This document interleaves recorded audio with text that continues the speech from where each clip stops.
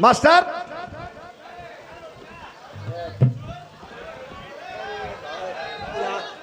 अच्छा जाएगा जाएगा जाएगा कुल मैनेज करके चल जला। जब हम मैनेज करत नहीं तो आप लोग खरा राजा मंत्री एक जगह हो गए। हम जानत हैं राजा या मंत्री एक जगह हो गई लो कुशल ना भगवान है मालिक या मसान बाबा मालिक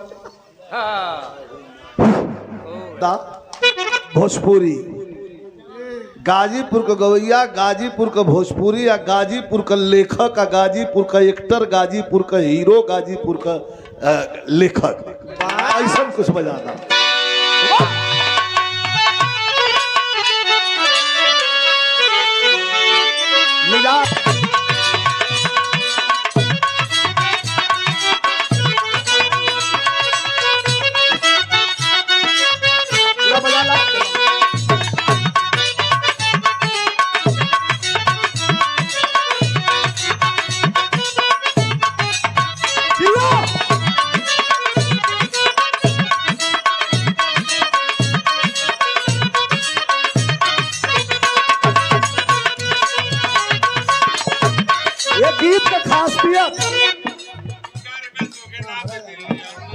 अब शुरू भयल तो राजा साहब हाजिर।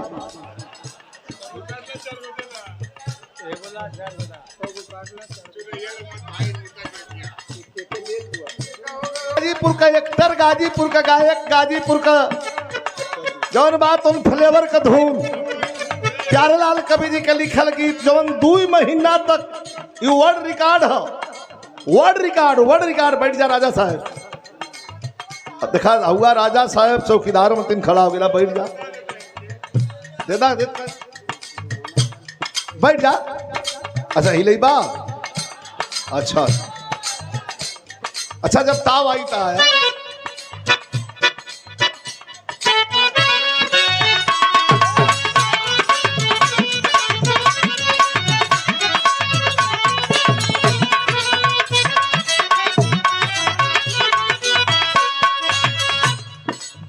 महीना तक पूरे वर्ल्ड में ट्रेंडिंग में रहे कोनो गीत ना रहा। आप देख सकला पूरे वर्ल्ड में प्यारेलाल कवि के लिखल गीत कैसे हो देखता नहीं मीठे मीठे मुस्की तुम्हारा ताड़ा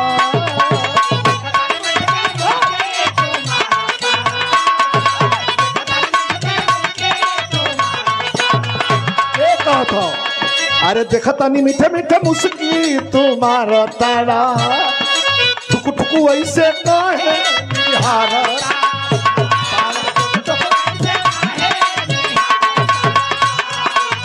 ठुकु वैसे काहे निहारा तारा कौन बात बाटे दिल में कौन बात तोरा दिल के भीतरिया हो अरे कोनो बात तोरा दिल के भीतरिया हो हटले हटावाले ना हटे नजरिया हो हटले हटावाले ना हटे नजरिया हो जान मारे गोरी हो महरूम का नरसरी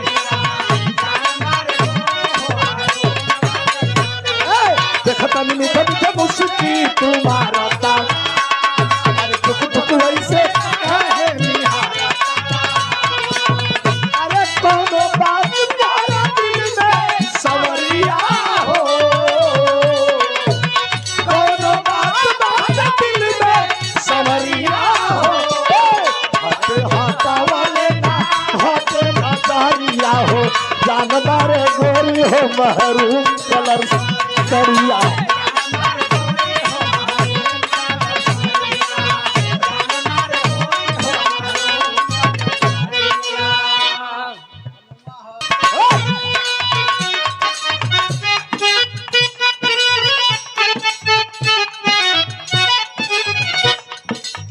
रतिया का सुतला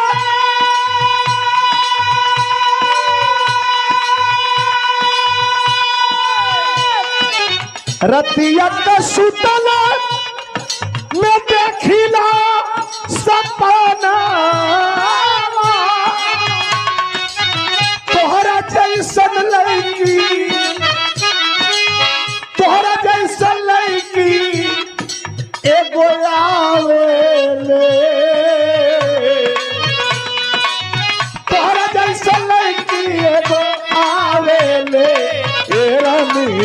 जाए ओढ़नी से दिल सुहुरावे।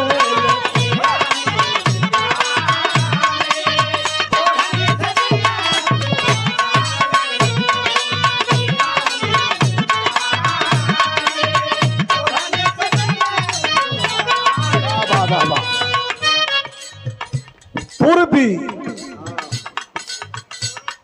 जैसे दाल में नमक ना पड़ला तो दाल अलोनी हो जाले, वही तरह बिना पूर्वी का ही भोजपुरी है। ये देखिए भोजपुरी दोनों बेकत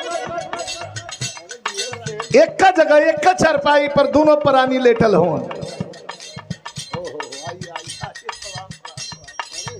एक का जगह सुतल बड़न, ये भोजपुरी का खूबसूरती बा मास्टर।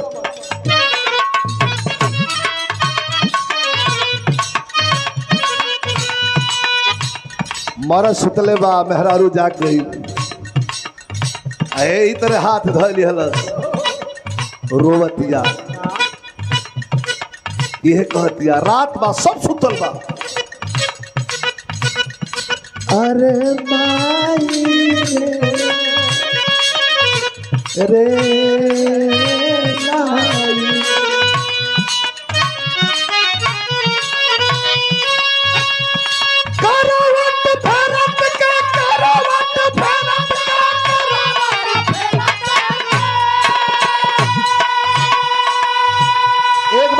ताली दोनों हाथ उठा के बजे के चाहिए गाजीपुर।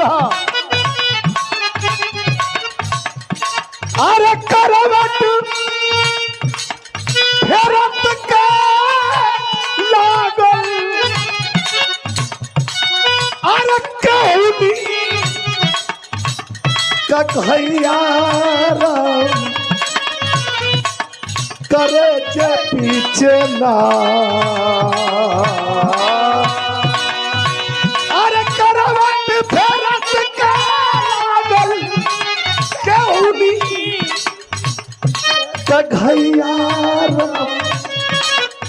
करे जे पीछे ना। अरे मरलस है कौन निरदैया हो राम करे जे पीछे निरदैया पीछे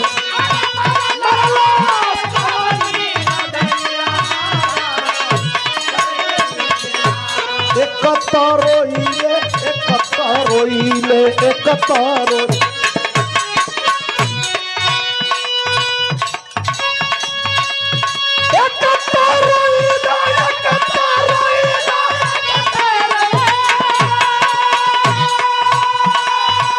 अरे एक रोइला हम दरदा कबीर से।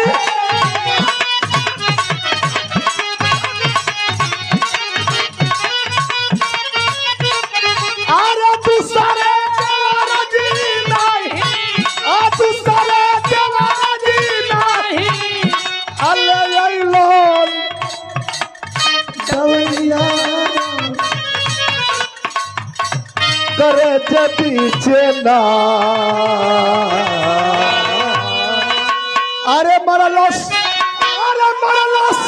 है कौन निरदैया राम करे जे ताली बजा हाथ उठा के।